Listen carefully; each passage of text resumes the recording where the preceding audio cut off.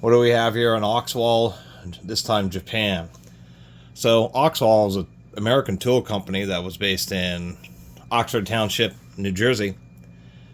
Started somewhere in the 40s or 50s, and had a hard time actually competing with a lot of very established hand tool manufacturers. So they were actually credited as being one of the first of the really budget, cheaper tool manufacturing, or cheaper tool companies. A lot of times they're associated with truly terrible tools. This is Job Forge. It is Japanese, so it's actually a little better for Oxwall tools. They initially started out in being American made, then they moved over to West Germany, then Japan, then Taiwanese, and they were one of the early purveyors of outsourcing tool manufacturing, and then they ended up going bankrupt. This is an Eastco knockoff. Has a sunken panel instead of a raised panel, but the same kind of E-clip, machine little retainer ring. Instead of having a lever, they have a dial. This Ratchet works, but it's really crunchy. It has so much end play on the anvil. This is more end play than I think it's got to be up there. That's pretty bad. So we'll see if we can't tighten it up. Just wanted to document it. Oxwall tools are not great. I actually found a pair of the forged lineman pliers, or linesmans. I always say it wrong. Those actually weren't too bad. They were, tolerable, but this Ratchet's definitely on a lower level. That's for sure. Man. So sometimes it can be an adventure popping those out. I've recently found if you take two flathead screwdrivers and kind of put them under each edge, you can kind of get it started and then grab the two tabs with the pliers. It is really an Eastco knockoff. Doesn't look like this one's stripped out. Doesn't look like it's the hardest steel. There's definitely some dinging, and it looks like it may have been skipping a little bit just because it's so darn dry in there. What do we have? A single pawl. No wonder it probably would be skipping. Interestingly enough, we can see that the reverse knob must have like some kind of little,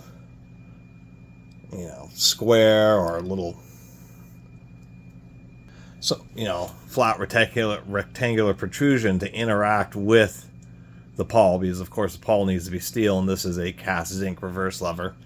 Anyway, I'll see if I can't shim this up a little bit. Maybe give it just a little bit of oil here. There, that ought to help with the reverse mechanism. Man, that was definitely pretty crunchy. This thing moves so much, I'm going to do a big old stack of shim washers. And whenever you're doing this on ratchets, a lot of times it's like New Britons, but it's surprising how often there's just a big old gap in the tolerances, I guess is the word I'm searching for. Because of course ratchets last longer. It's a gear type mechanism just like anything else. We can see that's towards the bottom, so you want to pay attention. Sometimes it's better to raise it up, sometimes it's better to push it back, and in this case it's better to push it back. This thing's so crunchy, so they use a half moon. That's how they're driving this pawl. But it's somebody must have had this apart or something, but there should be a tiny little ball bearing there to make that run smoothly. Well, I certainly hope Oxwall didn't build it like this, because if they were to have ever built a ratchet like this, I mean, that's why I say it must have been apart and somebody must have lost it, because without that bearing, and I actually happen to have found a tiny little bearing that looks like it's going to work. That little tab is really kind of pushing against the side of the spring and just makes it for a horrible operating action. Barely operational even. There we go. Now we're getting some proper clicking action out of it. And there we have it. I wasn't able to perfectly shim it up. We can see how this little cover is I mean, the tolerances are not great. Even though this was made in Japan, this was made in Japan maybe in the 1970s, probably half a century ago or so. And I mean, it's better than the bottom of the barrel, made in India or made in Chinese tools. There's good tools from China, India, etc. But Oxwall was just, their claim to fame was making cheap, lower grade tools a lot earlier than anybody else. So it's not exactly the perfect distinction, not a super strong ball detent, but, you know, nonetheless, compared to where it was before, it's now, you know, at least in a tolerable zone, I guess you could say. I just didn't have a washer that was going to be just perfect. Either it was too tight or just too loose. But nonetheless, that bearing ball that was,